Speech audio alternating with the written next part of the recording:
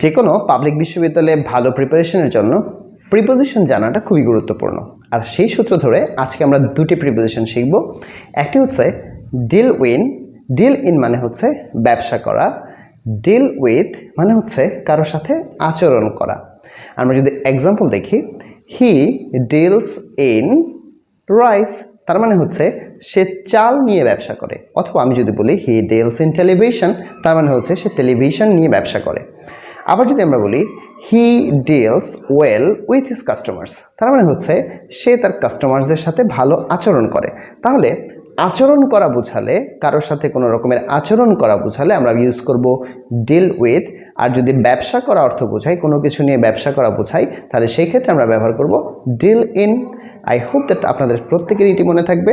যদি আমাদের এই ছোট্ট ছোট্ট ক্লিপসগুলো আপনাদের ভালো লেগে থাকে, অবশ্যই আমাদের পেজে ফলো দিবেন এবং পরবর্তী ভিডিও দেখার জন্য লাইক এবং শেয়ার বাটনে ক্লিক করে রাখবেন। Thank you.